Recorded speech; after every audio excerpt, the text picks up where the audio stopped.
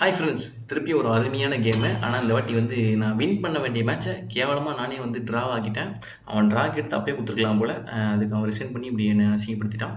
சரி, என்னன்னு சொல்லிட்டு பார்ப்போம். எப்பயும் போல் வச்சுட்டேன். இந்த வாட்டி சரி அடித்து விளாடுவோம். எல்லாருமே ஆப்போனண்ட் தான் இது மாதிரி அடிப்பாங்கன்னா இப்படி வச்சு இந்த இந்த லைன்லேருந்து இங்கே வந்து அடிப்பாங்க. ஆனால் இந்த வாட்டி நான் அடிக்கலாம்னு சொல்லிட்டு இப்படி ட்ரை பண்ணேன். ஆனால் அது ஒர்க் அவுட் ஆகலை. அப்புறம் அவன் வந்து இது பண்ணிகிட்டு இருந்தான்.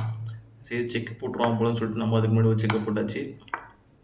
இங்கே பார்த்தீங்கன்னா இதை நான் அடிச்சிருக்கலாம் உங்களுக்கு தோணும், இல்லை இதை அடிச்சிக்கலாம்னு சொல்லி தோணும். அப்படி இது அடிச்சினாலும் யானையை வச்சு போட்டுருவாங்க, இதை அடிச்சினாலும் யானையை வச்சு போட்டுருவாங்க. அதனால தான் அடிக்கலை. அப்புறம் நிறைய இது பண்ணார்.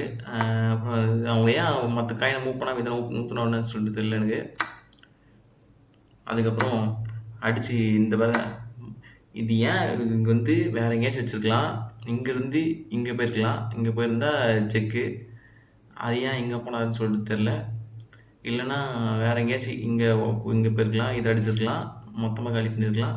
ஏன் அங்கே போய்ட்டு அடி வாங்கினது இல்லை. அப்புறம் ராணியை தூக்கியாச்சு. ராணியை தூக்கினதுக்கப்புறமே இங்கே வந்து ட்ரா கேட்டார். ட்ரா கேட்டது காட்ட மாட்டேங்குது. ட்ரா இந்த இதுலேயே ராணி போன அடுத்த இதுலேயே வந்து ட்ரா கேட்டார். ஆனால் அது வந்து ரெக்கார்டு ஆகலை. ஏன்னா நம்ம இப்போ தான் ரெக்கார்டே பண்ணுறேன். அதனால் வந்து அதெல்லாம் காட்டாது போல்.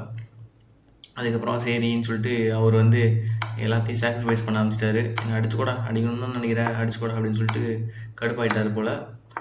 நானும் சரி ஜாலியாக ஆடிக்கிட்டு இருந்தேன். அப்புறம் ஒரு இதில் மேலே வந்து சரி ஃபினிஷ் பண்ணுவோன்னு சொல்லிட்டு தோணுச்சு.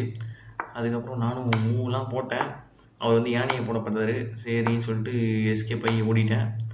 இங்கே பார்த்தீங்கன்னா இங்கே வந்து இதுக்கப்புறம் இங்கே வந்து நான் இப்படி போய் யானையை அடிக்கலாம்னு சொல்லிட்டு தோணுச்சா. சரி எல்லா காயினையும் காலி பண்ணுவோம், இதை பொனியாக்கும் அவர் அப்படின்னு சொல்லிட்டு தோணுச்சு. அதை வச்சு ஆடிக்கிட்டு இருந்தேன். பார்த்தீங்கன்னா இப்போ தெரியும், சருன்னு போய் ஆடிக்கிட்டு இருப்பேன். அவர் அங்கேயே போயிட்டார்.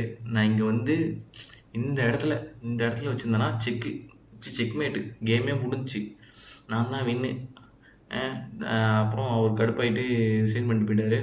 நான் வந்து இந்த 2 காயின் அடிக்காமல் ஆடிந்தேன்னா நான் வந்து கேமே முடிச்சிருக்கலாம். நான் எதுக்கு அல்பத்தனமாக அடித்து விளையாடிட்டு இருந்தேன்னு சொல்லி எனக்கே தெரில. முடிச்சிருக்கலாம் போல்.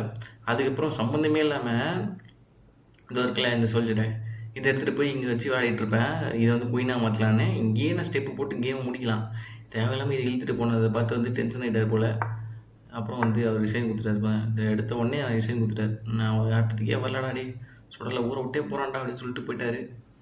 ஒரே மனசு கஷ்டமாயிடுச்சு. ஒரு ஜெயிக்க வேண்டிய மேட்சை ட்ராவாக்கி ஆளுக்கு 1 பாயிண்ட் போகிற அளவுக்கு பண்ணிட்டேன். என்ன பண்ணுறது. அதனால் அடுத்த வாட்டி யாரெல்லாம் வந்தாங்கன்னா போட்டு வெளுத்து விட்றணும், வெளுத்து.